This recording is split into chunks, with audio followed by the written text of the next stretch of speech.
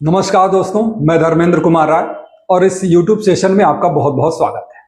जैसा कि पहले भी मैंने आप लोगों से ये प्रॉमिस किया हुआ था कि मैं आपको एक ऐसी शख्सियत से मिलवाऊंगा जिससे मिलके आपको बहुत अच्छा लगेगा, आपको मोटिवेशन मिलेगा और विपरीत परिस्थितियों में या जब रिजल्ट हमारे अकॉर्डिंग न रहे तब स्टूडेंट को क्या करना चाहिए, क्या सोचना चाहिए, क्या स्ट्रेटजी बनानी चाहिए, इसके बारे में भी आपको जानकारी मिलेगी और आपको मोटिवेशन भी मिलेगा। तो बिना देर किए हम लोग बात करते हैं काजल श्रीवास्तव से और ये उत्तर प्रदेश न्यायिक सेवा में सिविल जज के रूप में चयनित हुई हैं और इनके बारे में हम थोड़ा जानेंगे इस इंटरव्यू के अंतर्गत और बहुत सारी चीजें सीखेंगे भी इनसे। ठीक है, तो काजल श्रीवास्तव जी। नमस्कार, मेरा नाम जैसा कि आप लोग जानते हैं कि काजल श्रीवास्तव है। मेरी पढ़ाई जो है LLB, LLM, PhD अभी मेरी चल रही है। मेरी पढ़ाई BHU से हुई है और हमने जो है अभी हम असिस्टेंट प्रोफेसर के रूप में कार्यरत हैं। मेरी नियुक्ति जो है उत्तर प्रदेश सहायक अभियोजन अधिकारी के रूप में भी हुई थी, लेकिन मैंने उसे ज्वाइन नहीं किया। अब मेरी नियुक्ति जो है यूपी न्यायिक सेवा में हुई है, तो मैं अब उसे ज्वाइन करूंगी। अच्छा काजल, आपने बताया कि आपने LLB, LLM सब BHU से किया, तो LLB की पढ़ाई आपकी किस सन में कंप्लीट हुई थी? मेरी LLB 2014 से 2017 में कंप्लीट हुई थी। अच्छा, 2014 से 2017 में कंप्लीट हुई थी। इसका मतलब ये हुआ कि आप लॉ में 2014 में इंटर कर गई थी। तो 2014 से लेके 2023 तक की जो जर्नी लॉ में रही वो कैसी रही? कैसे आपने इतना लंबा समय, लगभग 9 साल का समय आपने लॉ को दिया हुआ है अभी तक, तो 9 साल का ये जो समय है ये कैसे बिताया और कैसा पॉजिटिव निगेटिव कैसी परिस्थितियां रही आपके बीच? सर, हमने LLB ही इसलिए किया था क्योंकि मुझे जज बनने का शौक था और मुझे लॉ जानने का बहुत शौक था कि क्या लॉ है, इस संबंध में कौन से लॉ काम करते हैं। तो मुझे लॉ जानने का ही बहुत शौक था। जब मैंने लॉ में एडमिशन लिया उसी समय से मेरा सपना ही था जज बनने का, लेकिन चूंकि कभी कभी परिस्थितियां आपके साथ नहीं होती, तो मैंने एक ऑप्शन ये भी रखा था कि अगर मैं जज नहीं बनी तो मुझे खाली नहीं बैठना, मुझे कुछ ना कुछ करना ही है। तो इस वजह से मैंने LLB में एडमिशन लिया और अपनी जुडिशरी की भी साथ में तैयारी करती रही। लेकिन फिर भी बहुत मेरे जीवन में बहुत सारी समस्याएं आई, लेकिन उससे गिरना उठना, लेकिन मैंने अपने एम को नहीं छोड़ा था और मैं कंटिन्यू लगी रही। तो फाइनली आज मैं इस मुकाम पर पहुंच ही गई, अपने सपने को। तो काजल, आपने कहा कि आपका एम ही सिविल जज बनने का था, तो एम ही अगर सिविल जज बनने का था तो ये मोटिवेशन कहीं से मिला होगा ना? तो कौन, कोई परिवार में है जुडिशरी में या ऐसा कुछ, कहाँ से मोटिवेशन मिला जिससे आपको न्यायाधीश बनने की प्रेरणा मिली? मेरी फैमिली में कोई भी लॉ बैकग्राउंड से नहीं है और कोई भी जज भी नहीं है, लेकिन हम जब BHU में एडमिशन लिए थे तो वहाँ पे एक क्रेज होता है कि सबको जज ही बनना है। तो उसी समय मेरा एम क्रिएट हुआ कि नहीं, हमें भी एक बार जुडिशरी तो ट्राई करना ही है और साथ ही पूरी मेहनत के साथ करना है, कोशिश करना है और तो जज ही बनना है। इस वजह से फिर मैं वहाँ एडमिशन तो लिया, लेकिन सपना वहीं से मेरा क्रिएट हुआ था और मैंने उसके लिए प्रयास भी किया। लेकिन चूंकि वहाँ पे सेमेस्टर सिस्टम होता है इसलिए वहाँ पे सारी पढ़ाई नहीं पढ़ाई जाती, कॉन्सेप्ट आपको बता दिया जाता है, लेकिन बाकी के प्रोविजन क्या होते हैं और कौन कौन सी चीजें लॉ में इंपॉर्टेंट होती है ये मुझे नहीं पता थे। फिर हमारे फैमिली में कुछ परिस्थितियां आ गई थी 3rd ईयर कंप्लीट होते होते, तो जिसकी वजह से जो है मेरा 3rd ईयर की पढ़ाई बहुत अच्छे से नहीं हुई और अल्टीमेटली जो है फिर मेरा 3rd ईयर के बाद 1 साल एडमिशन भी नहीं हुआ। फिर हमें समझ में नहीं आ रहा था कि हम क्या करें। फिर उसके बाद जो है मुझे राय जुडिशियल क्लासेस बनारस में रह के अपने परिवार के साथ रह के जो है यहाँ पे हम तैयारी कर सकते थे, तो मैंने यहाँ पे एडमिशन लिया और यहाँ एडमिशन लेने का मुझे बहुत ज्यादा फायदा हुआ। पहला फायदा तो ये हुआ कि कहीं कॉलेज में एडमिशन न होने के बावजूद भी जो है मेरी पढ़ाई चलती रही और दूसरा उस दौरान जो है मेरी जो चीजें सेमेस्टर सिस्टम में कवर नहीं हो पाई थी वो चीजें यहाँ कवर हुई और यहाँ मेरे सपने को और मजबूती मिली और उसके बाद जो है हम अपने सपनों को और पाने की कोशिश में जो है एक कदम और आगे बढ़े। तो इस वजह से ये चीजें जो है हमारे लिए बहुत ही बेनिफिट हुई। यहाँ पर आके जो है हमारे सारे प्रोविजन और क्लियर हो गए, तो ये हमें बहुत हेल्प किया। अच्छा काजल, आपने को जहाँ तक मैं जानता हूँ ये बड़ा, इस दौरान जो आपका 6 साल, ये कहें कि LLB करने के बाद लगभग 6 साल हो गए यहाँ तक पहुँचने, तो जहाँ तक मैं जानता हूँ कि ये जर्नी आपके लिए आसान नहीं रही है, क्योंकि शुरुआत में प्रिपरेशन व्यक्तिगत रूप से मैं जानता हूं कि बहुत अच्छी रही आपकी, फिर भी रिजल्ट लगातार नेगेटिव रहे। तो हम जो सवाल आपसे पूछ रहे हैं वो एक्चुअल में मेरा सवाल नहीं है, वो हम स्टूडेंट के बिहाफ पे आपसे सवाल पूछ रहे हैं।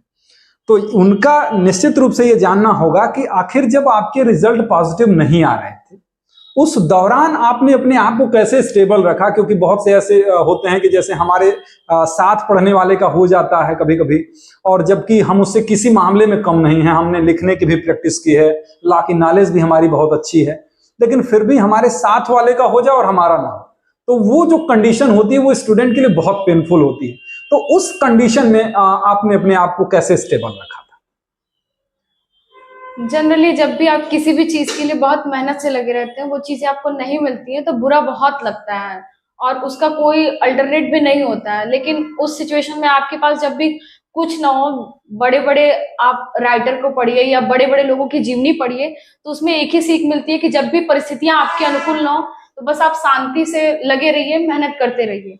दूसरी बात कि अगर रिजल्ट नहीं आ रहा है तो हम दोष देते हैं कि कॉपी हो सकता है अच्छी चेक ना हुई हो, हमारा ये किसी और की कॉपी चेक अच्छे से हो गई हो, उसको अच्छा नंबर मिला होगा, हमने तो इसमें इतना लिखा था लेकिन हमें कम मिला। लेकिन ये सब चीजें हमारे हाथ में नहीं होती। हमारे हाथ में यही चीज है कि कुछ ना कुछ हम में ही कमी रही होगी, इस वजह से हमारा सिलेक्शन नहीं हुआ।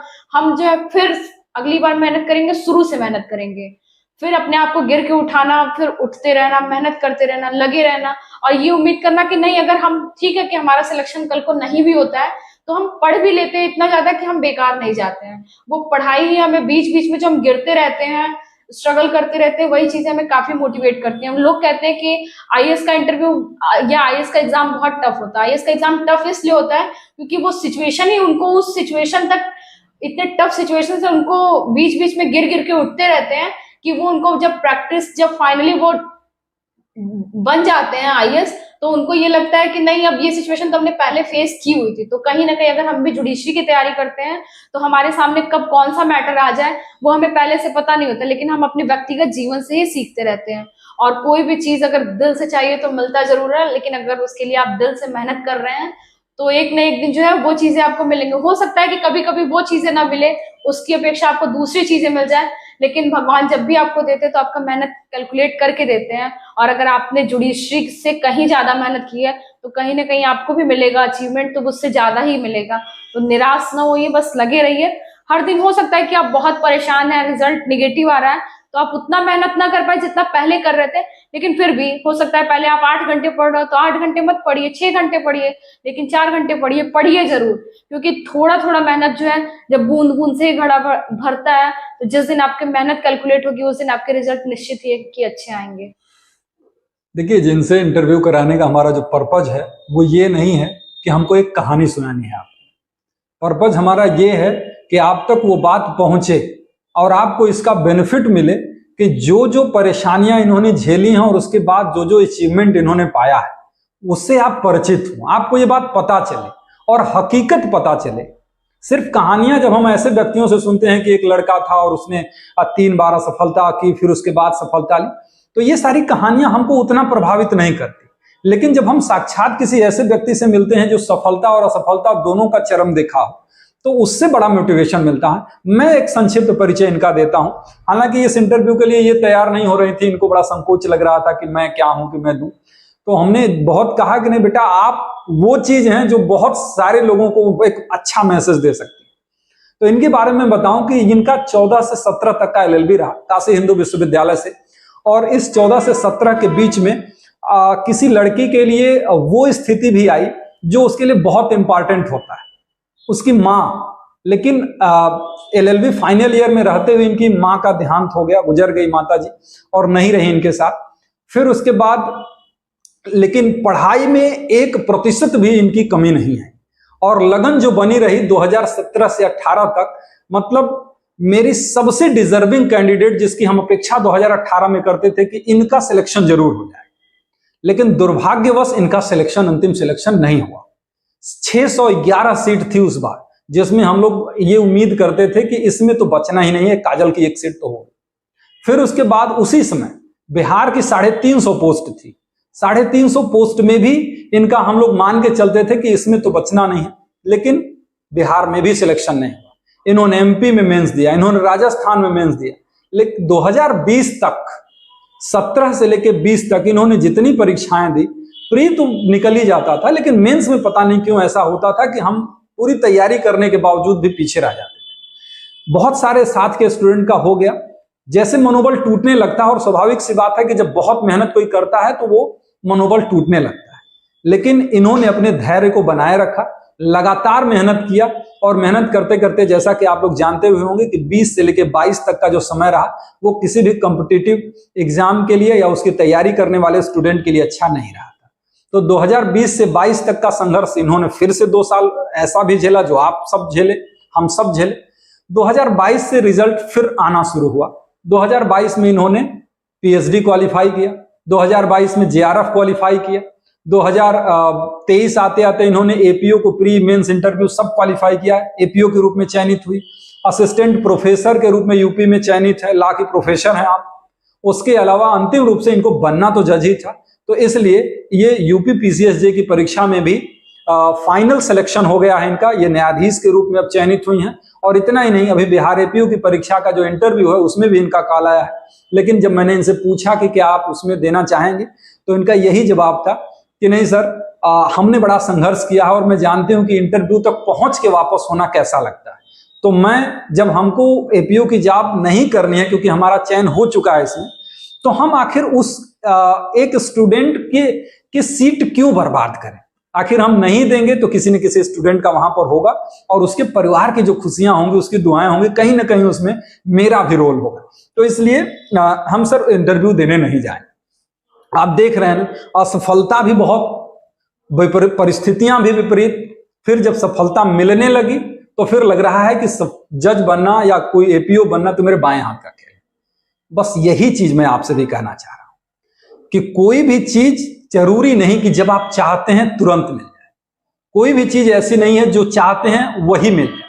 लेकिन हाँ, जैसा कि काजल ने बताया कि ये बात पक्की है कि अगर आप जिस काम के लिए 100% एफर्ट आप लगा रहे हैं, हो सकता है कि वही चीज मिल जाए या हो सकता है उससे ज्यादा अच्छी चीज मिले, लेकिन मिलेगी जरूर। तो ये हम लोगों का मानना है, और मेरी खुद की इच्छा थी, सिर्फ आपके कहने से नहीं, मेरी खुद की इच्छा थी कि मैं आप लोगों से इनसे मिलवाऊं। बस एक लास्ट में मैं काजल आपसे एक सवाल और करूंगा कि अगर आप कुछ स्टूडेंट से कहना चाहती हैं तो आप कह लीजिए। और एक बात ये कि आप क्या मैसेज देना चाहेंगे कि ये लोग प्रिपरेशन में किन बातों का ध्यान रखें।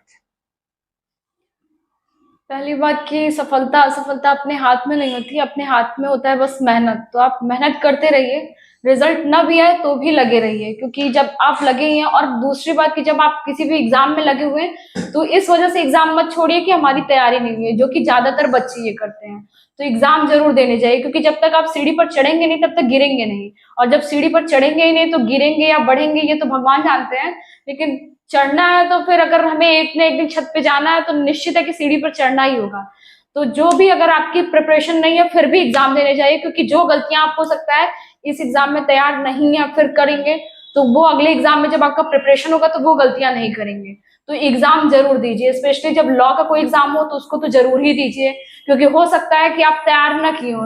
लेकिन जैसे फॉर एग्जाम्पल के तौर पे अगर आप जा रहे हैं देने एग्जाम और कह दे कि मेरा तैयार नहीं है, लेकिन आपसे कोई पूछ ले अचानक ही कि डाइंग डिक्लेरेशन किस सेक्शन में है या डाइंग डिक्लेरेशन पे पाकला नारायण का स्वामी किस टॉपिक पे है, तो ये आप बिना पढ़े भी बता सकते हैं कि हाँ ये इस टॉपिक पे है।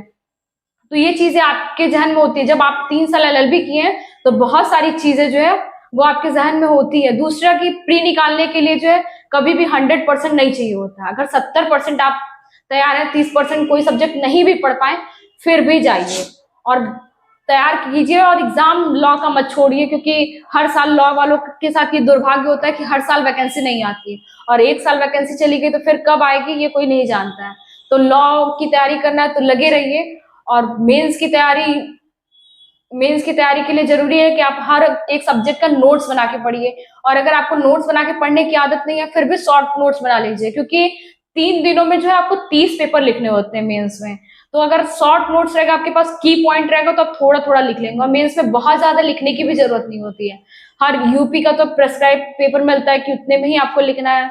तो मेंस में ये आप काम कर सकते हैं कि पहले से शॉर्ट नोट्स बना लीजिए, ताकि आप उसको जो है रात में जो 5-6 घंटे मिल रहे हैं उसमें आप प्रिपेयर कर लीजिए, तो उससे आप कर सकते हो। और इंटरव्यू की कोई तैयारी नहीं होती, इंटरव्यू जो है जिस दिन आप एलएलबी में एडमिशन लेते हो उसी दिन से तैयारी स्टार्ट हो जाती है। और दूसरा, इंटरव्यू में क्या पूछेंगे क्या नहीं पूछेंगे या पहले से ही बहुत नहीं सोच सकते हैं। तो फ्री माइंड से जाइए, क्योंकि अगर अपने दोस्त से ही बात करते हैं आप, तो आप फ्री माइंड से बात करते हैं कि हाँ आप अपने विचार अच्छे से खुल के रख पाते हैं।